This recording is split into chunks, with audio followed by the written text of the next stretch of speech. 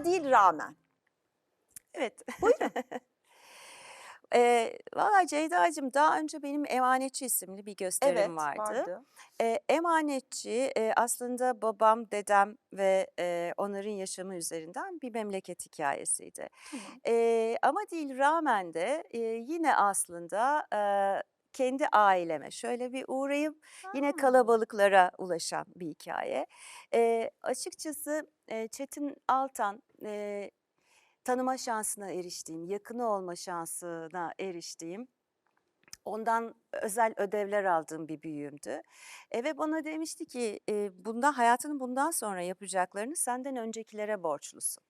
Bir tiyatro oyunu yazmak, bir roman yazmak. Zaten bunu oyunda da anlatacağım. Gelenler Ha. dinleyecekler. Kim peki benden öncekiler? Benim kadın atalarım ve sadece bu cumhuriyetin kadınları mı? Yani sadece hani böyle hatırladığımız belli başlı isimler mi? Hayır. Eee 1918 doğumlu babaannem 64 yaşında okuma yazma öğrendi ama okuma yazma öğrendi. Nitekim babaannemin okuma yazma öğrenme süreci, bu benim özel hikayem, bir kenara koyalım. Benim gibi Türkiye'de her evde bir hikaye var. Evet. Ama bu rüya 35 yaşında ilk Milli Eğitim Bakanımız Mustafa Necati Bey'in rüyası.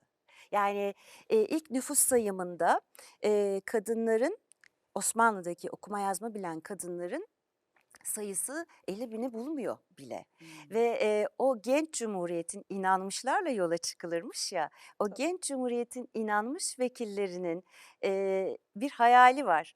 Çok büyük bir okuma yazma gücü olan bir ülkenin insanı olmak, köylüye okuma yazma öğretmek. Çünkü şey diyorlar, köy kadını okursa çocuklar da okuyacaktır %100. sonuçta.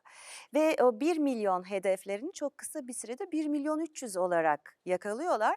Müfredatı hazırlayan ve ilk ABC'mizin hazırlığını yapan Mustafa Necati Bey ne yazık ki harf devrimini göremeden vefat ediyor. Ya.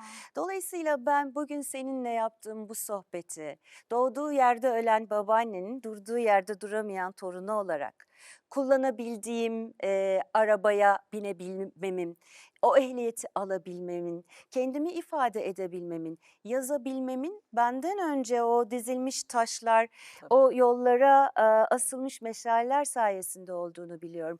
Benim bugünümü onlar yazdıysa bugün benim mutsuzluk yapmak, işte her şey çok kötü, her şey çok kötü gidiyor demek ki bir şansım yok. Onlar tüm o yokluğa rağmen bugünü yazdılarsa Ceyda, bizim de bugün seninle el ele Hiç verip, durmamamız lazım. izleyicilerimizle el ele verip yarını yazmamız Evet. gerekiyor. Bence kesinlikle Ama değil haklısın. rağmen bu amaçla kotarmaya gayret ettiğim ve anlatmak istediğim bir hikaye. Aslında sohbet yani mesela sen ama değil rağmen haberin çıktığında hafta sonu da röportajını okumuştum. Dedim ki çok güzel bir sohbet bekliyor tiyatro sevenleri. Evet, evet. Evet. Evet, sohbet edeceğiz. Evet. Ben bu sefer izleyiciyi de katmak istiyorum işin İşte, içine. Evet, evet. evet. Şarkılı türkülü falan olacak bir de ya. Aslında hadise şu, 90 dakika benim çalışma odama davet edeceğim izleyicilerimizi. Bir akşam benim evde hep beraber bir vakit geçireceğiz gibi düşün. Çok iyi ya. Bekliyorum Geleceğim. mutlaka. Bak ruh eşim diyorum. Bir senedir şöyle bir şey yapmak istiyorum. Tabii ki benim böyle bir kalemim olmadığı, sadece çenem olduğu için bu hayata geçmiyor. Ben de böyle bu kadın gücünü, bizim içimizdeki bu cevheri ben de böyle anlatmak istiyorum. Yani gezmek istiyorum bu yoğunluğa rağmen. Sohbet etmek istiyorum herkesle. Bunu Müthiş bir şey istiyorsan bu yapıyorsun. olacaktır. Yani şu anda bunun Bugün değil zamanıdır. ama bir gün Bu olacak. biter ve bundan sonraki iş, bunu söyledin ya, olacaktır Ya yani. zaten sen yapınca ben yapmış kadar oluyorum. Çünkü eminim benim Ceyda'cığım. içimdeki her şeyi en güzel şekilde Teşekkür sen ederim. söyleyeceksin Seninle Perincem. ilgili çok güzel hayallerim var. Dur bakalım. Hala ben bu hayalleri bekliyorum ve Evet fakat ama işte yani o tür hayaller şu anda tek başıma uygulayabileceğim şeyler değil. O yüzden diyorum Ceyda'cığım, şu anda bilmiyorum. Ay Ama dur Allah. bakalım. Ya lütfen yani şunlar bir bilinsin. Evet, evet. Gerçekten Seveceğin şeyler istiyorum. olacaktır diye Zaten düşünüyorum. daha önce bunu konuştuk. Senin yazdığın dizi Sana sözüm var. olduğunda evet yani tabii insan bu kadar mı sevinir? Ben de böyle değişik Ay bir ne tipim. tatlısın ya. Gerçekten Teşekkür öyle. ederim. Kitabın dizi olduğunu duyar duymaz hemen ben oynayacağım Ay, diyeyim. ama biliyorsun senle hatırlıyor musun onu yazarken Evet, Ayşe Armağan röportajında evet, karşılaşmıştık. Ve benim dileklerimden bir tanesiydi. evet, Yani düşünüyordum. yüzde Çünkü yüz. ben onu yazarken birkaç arkadaşım daha var. Onlar gelip yüz olarak oraya yerleşiyorlar. Yani hani o şeye geliyorlar. Ama biliyorsun her şeyin bahtı var ya. Yok, Her ben şeyin. Yani ne yazarlar, ne kitaplar, ne aynen öyle. eserler o kendi küçük kapalı bahtıyla kalıyor yerinde. Bilmiyorum bak Ben biliyorum. gerçekten bilmiyorum. Yani bir taraftan çünkü şöyle bir şey. Herkes kendi enerjisi, ruhu ve anımsamasıyla bir şey getiriyor ve koyuyor Tabii ki. ortaya. Emm, O buluşma güzel bir buluşma oldu. Çok doğru, arkadaşlarımla beraber hayatımın en güzel 1,5 yılıydı Of, diye 2'nci 1,5 yıl. Bir kızımın geldiği yıl çok güzel bir yıldır, 2002. Bir de 2022 gerçekten çok çok mutlu olduğum, çok güzel bir, yıldı. Hep çok güzel anacağım. of, Hep, şükür. kalbimde çok özel bir yerde taşıyacağım. Dolayısıyla, o öyle oldu. Benim için güzel bir hatıra oldu.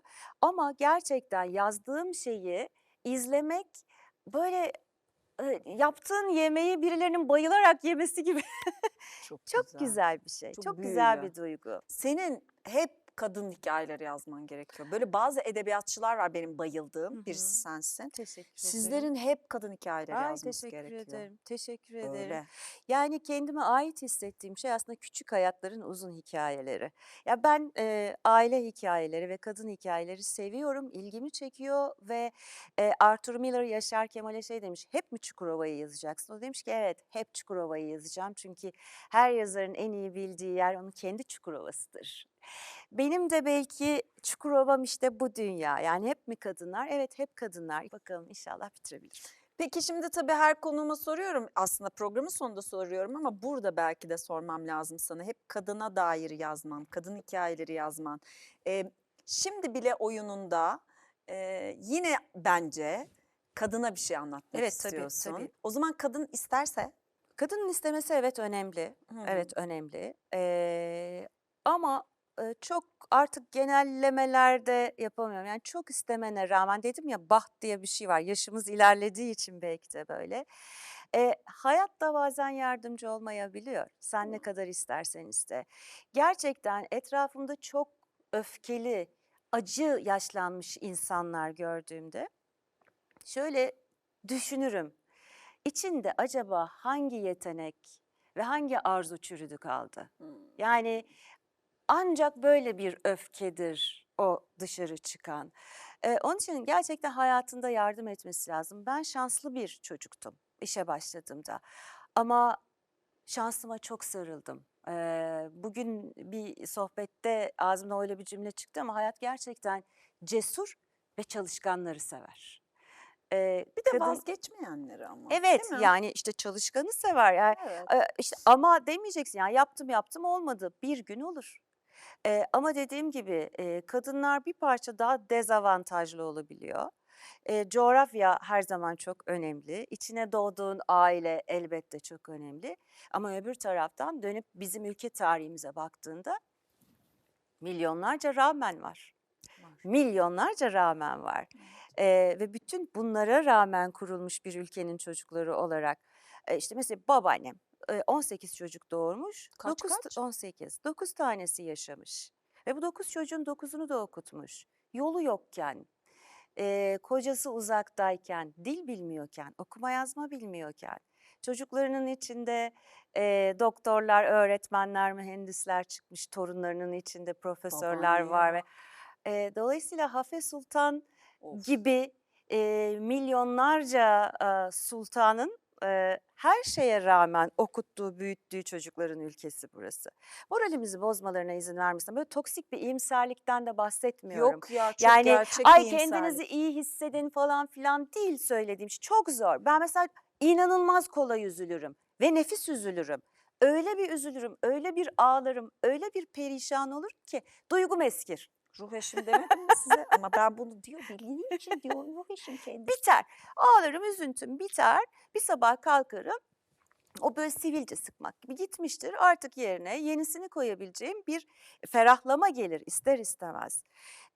Nitekim, Bir de işte yaş ilerledikçe diyorum ya, kuzenim Tülin'in ya Ne oldu? Tülin şöyle, bilmeyenler için hemen Lütfen. kısaca bir bahsedeyim. 2020 depreminde kuzenim, çocuklarını Evet. kaybetti.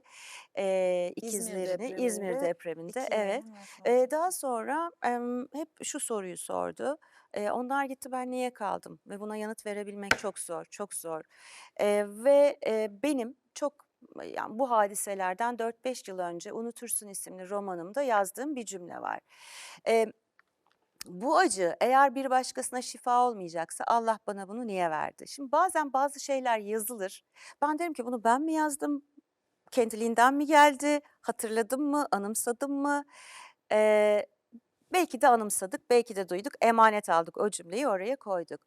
Bu sorunun yanıtını aradan yıllar geçti. Ben Tülin'de gördüm. Dedi ki o zaman benim acım bir başkasına şifa olacak ki Evet, ben burada kalışımı bir anlamlandıracağım. tamam. Ve bir vakıf kurduk Evet. çocukların adına. Sayra Çınar Vakfı bir iyilik hareketi vakfıdır. Çocukların okuma ve eğitim hakları için bir fon oluştururuz ve bunun için çalışırız. Bu oyunda bizim için oldukça önemliydi. Tülin'in çok merakla ve heyecanla beklediği bir oyundu.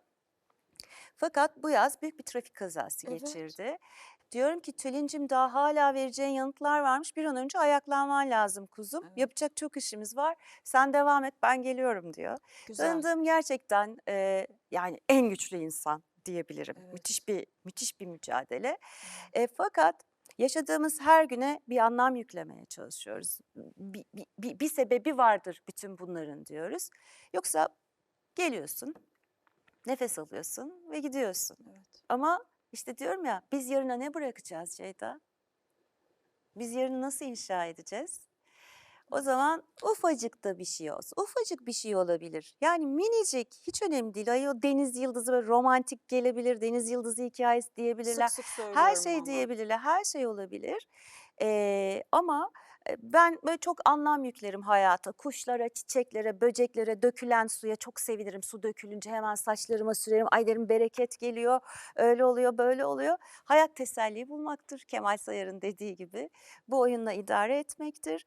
O süre bitene kadar bir küçük şey bıraksak yarına o iyilik mutlaka döner. Ben Döner. de aynı fikirdeyim. Ben kırılan bardakta bile ferahlıyorum. Oh diyorum. Bir şey çıktı evden yani. Kırıldı. Hani Gerçekten. bazıları üçlemen lazım falan Ah, der. Yok ben hiç üçlemem. Niye üçleyeyim? Öyle bir şey değil ama bir şey böyle kırıldığı an o ses bana tamam diyorum bir şey bir enerji bir şey oldu ve iyi geldi bu bize şu hadi anda. inşallah. Bir yerini kanamadıysa bir yerine bir şey Evet, olmadıysa diyorum evet, şahaneyiz evet, bir şey çıktı. evet. Hadi toplayalım devam. Yani dediğin gibi doğru söylüyorsun ama tabii sen çok güzel anlatıyorsun. Böyle Ay dinleyince, olur mu böyle Ceyda'cığım? dinleyince başka bir şey İşte oluyor. birazcık da onu diyorum hani ben şanslı bir çocuktum ve şansıma tutundum ve gerçekten çok çalıştım diye. Çok dinlerim, hayata çok kulak veririm, insanların hikayelerine çok kulak veririm. Dolayısıyla bazı şeylerin de bana aktarayım diye verildiğini düşünüyorum. Anlatayım diye. İşte böyle bir ulak halimiz var. Elçiye de zeval olmaz çok kızmasınlar. Sana kızdıklarını hiç düşünmüyorum. Ürettiğin her şeye heyecanla Ay canım. beklediklerine, sana hayran olduklarına Ay çok teşekkür eminim. ederim. Çok kıymetli bir şey yapıyorsun. Teşekkür ederim. İyi ki varsın Sen de ve Ceyda'cığım. rağmeni bize tekrar hatırlattığın için. Estağfurullah. Dolayısıyla da rağmen durabilmek, rağmen gülümseyebilmek, rağmen hayallerimizin peşinden koşuyor olmak ama bunu amaya çevirmeden, Evet. bunu unutmadan devam ediyor olmak çok kıymetli. Ceyda'cığım teşekkür ederim. Yaşasın. İnsanın yaptığı karşılık bulduğunda gerçekten evet bunun bir anlamı var Evet. diyor. Çok teşekkür Ben ederim. teşekkür ederim. Seni tanıdığım ilk günden beri bir damla değişmediğin için ama Ya hep dönüştüğün için, ay ne hep bir güzel. adım ileri gittiğin için, yüzündeki gülümseme hiç eksilmediği, bize de ışık olduğu için, kalemin Teşekkür tabii ederim. ki hep şifa olduğu Ah için, teşekkür vizyonun, ederim. duruşun bize hep örnek olduğu için. Ben şimdi bir buçuk sene bekliyorum. İşim var. İcrali bekleyeceğim. O yüzden Tamam. kendinize iyi bakın. Ben defteri Ben uzatacağım. sana yazar yazar yollarım. Bak beni daha da heyecanlandırıyor. Böyle bana yani Aa bunlar defter. evet defter tabii ki. Buyurunuz. Telefonumla da fotoğraf çekeceğim tabii ki. Evet. En son ne için şükrettin arkadaşım? Bir foto çekebilir miyim?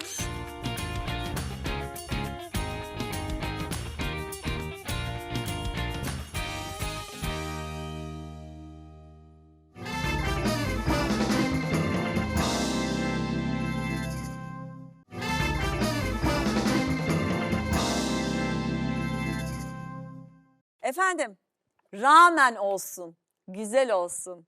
Bir başka Tamam. bambaşka sohbetlerde tekrar birlikte olacağız. En kötü günümüz böyle olsun. Hoşçakalın.